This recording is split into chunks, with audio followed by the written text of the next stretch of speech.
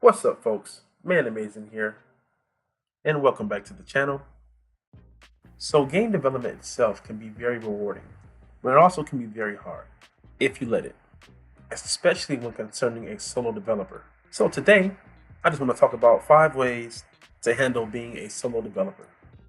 Let's jump right into it. The first piece of advice is don't take yourself too seriously, especially in the beginning. I mean, you're already going at it alone for the most part. If you tie that in with, say, if you have a full-time job, you have family, kids, and then you tie in things like sleep, food, you might need those things. You can really overdo it really quickly. So it's very important to take your time, take it slow, plan ahead, and again, don't take yourself too seriously. Have fun. The second tip is keep yourself around like-minded people. Now, I love being a solo dev, I really do. I think it's the best thing for me personally. But being around other developers, other indie developers who are in the same position as you, or even those who are maybe a few steps above who have made it, can only benefit you in the long run. Whether it's to bounce ideas off of, whether it be motivation from someone who's coming from a similar place as you, and even something simple as chatting with gamers in general can really destroy the restlessness or the discouragement or any regret that you might have. I think this one is really powerful, and I think you really should take heed to that, to really be around people who have the same mindset and who are going through the same things as you as an indie dev. The third tip is experience the world. Sometimes you can probably get so engrossed in a project, whether you're making progress or not, and really forget to do certain things like eat or breathe. Sitting in front of a PC for 10 to 20 hours a day, if you're a full-time dev, can sometimes severely limit your creative output, especially when it's in a continuous cycle. So go outside, go for a walk, go see a movie. You'll be surprised what new ideas pop into your head by experiencing something that really has nothing to do with game development. Tip number 4 is find motivation in every crevice. The development grind can sometimes get to you as a person, and it can sometimes make you not even want to work on your project, even though deep down you really want to.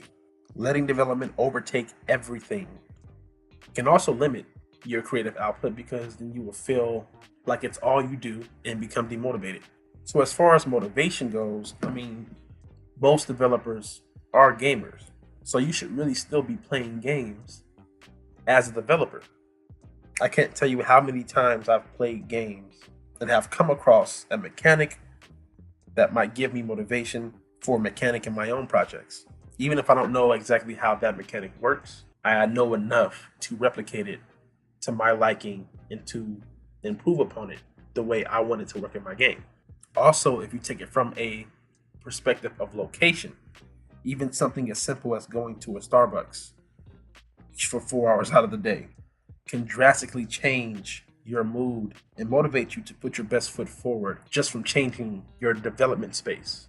And lastly, but certainly not least, don't bite off more than you can chew. I think this tip wraps up this video quite nicely, because this right here has probably destroyed many game developers' careers really early on, AAA and indie alike. But it is especially crucial to indie devs, because a lot of times you're not working with a huge budget, everything is coming out of your own pocket, so time is money, etc., etc.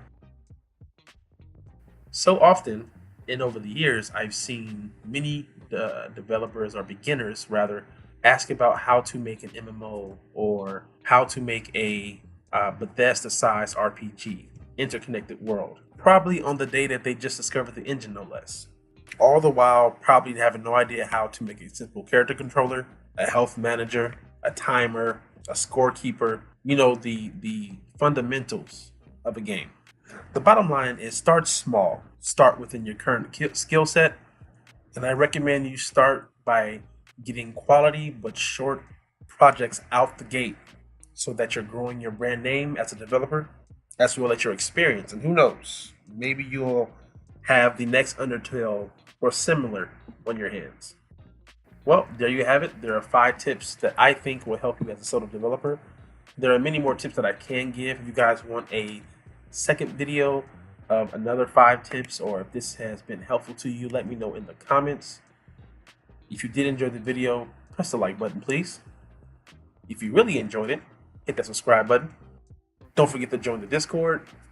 Even though my channel focuses heavily on the Amazon Lumberyard game engine, there are available threads for any engine or just general topics if you guys want to hang out. Trying to grow the community over there. Other than that, hope you guys are having a very dope day. Hope you guys are prospering in your projects, starting new projects, finishing projects. And always remember to keep developing.